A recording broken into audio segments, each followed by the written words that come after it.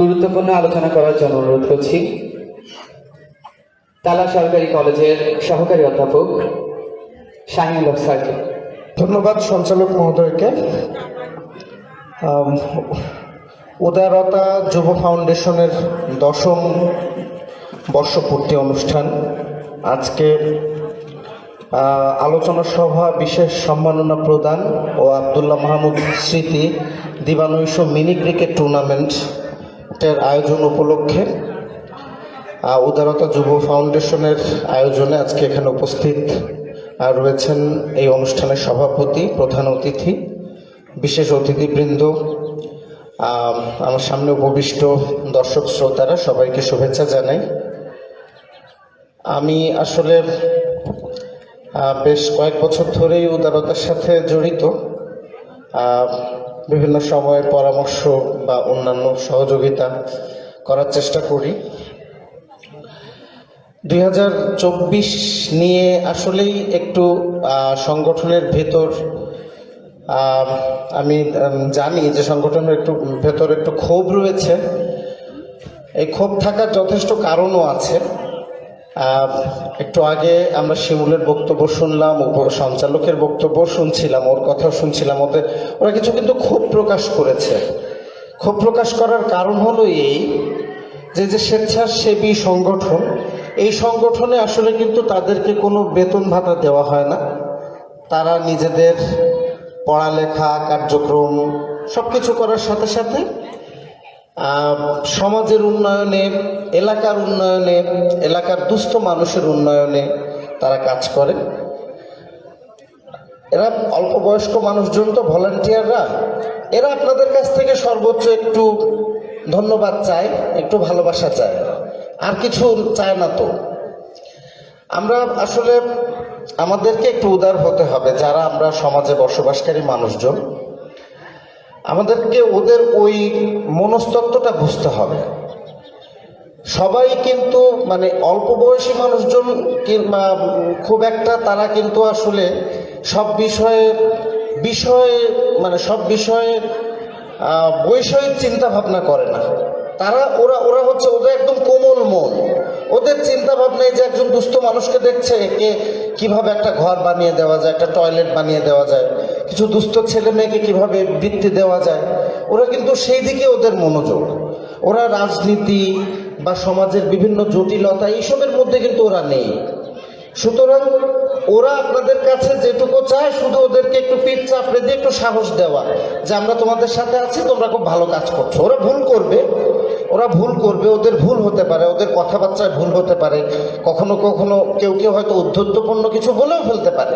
এটা আমাদেরকে ক্ষমা করে দিতে হবে, আমাদের বলতে হবে যে না, এভাবে করলে হবে না, এভাবে করতে হবে। হ্যাঁ, তো আমাদের কিন্তু সমাজে আমরা যারা একটু বয়স্ক আছি, যারা আমরা একটু ওদের থেকে একটু বেশি বুঝি, আমাদের একটু বেশি অভিজ্ঞতা আছে, আমাদের কিন্তু এই দায়িত্বটা আছে, যেটা আমি আসলে আমার ব্যক্তিগত পর্যায় থেকে সব সময় করার চেষ্টা করি। আজকের অনুষ্ঠানের পরেও সম্ভব হলে ওদের সাথে একটু বসবো আমি এটা নিয়ে। আমি উদারতার যে স্বেচ্ছাসেবক তাদের উদ্দেশ্যে কয়েকটা কথা বলি। আমরা আসলে এখানে যারা বসে আছেন তারা বিরক্ত হয়ে গেছেন, শেষ পর্যায়ে একেবারে আছি আমরা। ওরা কি কি কাজ করে এটা আপনারা মোটামুটি সবাই শুনেছেন। আমি জাস্ট সাংগঠনিক কয়েকটা কথা বলবো। সংগঠনে আসলে আমি দীর্ঘদিন মানে বিশ্ববিদ্যালয় জীবন থেকে এ পর্যন্ত প্রচুর রাজনৈতিক, সামাজিক, স্বেচ্ছাসেবী সংগঠনের সাথে সংযুক্ত ছিলাম। তো সেই অভিজ্ঞতা থেকে বলছি, একটা সংগঠনের, বিশেষ করে স্বেচ্ছাসেবী সংগঠনের 10ম বর্ষপূর্তি অনুষ্ঠান করা কিন্তু চারটিখানি কথা নয়। মানে 10 বছর ধরে তারা সংগঠনটা চালাচ্ছে, যেভাবেই চালাক। কোনো বছর খুব ভালো কাজ করেছে, কোনো বছর হয়তো একটু কম হয়েছে, আবার তারপরের বছর আরও ভালো কাজ করবে। তো 10ম বর্ষপূর্তি এটা আসলে একটা বড় মাইল ফলক। আমি আমার জীবনেই দেখেছি 8 বছরের মধ্যে এক সংগঠন 4 খণ্ড হতে দেখেছি। সংগঠনের ভেতর থেকে নেতৃত্বের প্রতি অনাস্থা নিয়ে সংগঠন ভেঙে যায়। কিন্তু উদারতার এই বিষয়টা কিন্তু খুব চমৎকার। ওরা কখনো সংগঠনের ভেতর থেকে নেতৃত্বের প্রতি অনাস্থা থেকে নতুন করে আরেকটা সংগঠন তৈরি করে ফেলেনি। মানে আমি এটা দেখি না, আমি গত কয়েক বছর অভিজ্ঞতা থেকে বলছি। তো আমি মানে ওদের ওদের যে অভিযোগ এটা আপনারা শুনলেনই, হয়তো বাইরের কিছু প্রভাব ছিল, বাইরের প্রভাব থাকবেই। আসলে আমরা যেভাবে প্রত্যাশা করি, আমাদের সমাজে তো আসলে সবাই পজিটিভ মানুষ না, সবাই পজিটিভ মানুষ হয় না, হাতে 5 আঙুল কখনো একরকম হয় না।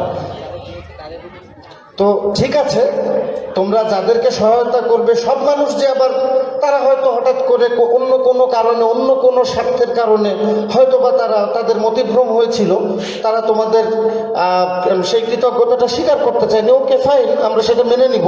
কিন্তু যদি অনৈতিক প্রেশার কেউ কোথাও থেকে দিতে চায়, আমরা যারা আছি, আমরা উদারতার সাথে ছিলাম, আমরা সাথে থাকবো, আমাদেরকে জানাতে হবে, আমরা সেখানে কথা বলবো, আমরা যেভাবে হোক সেটা মোকাবেলা করবো।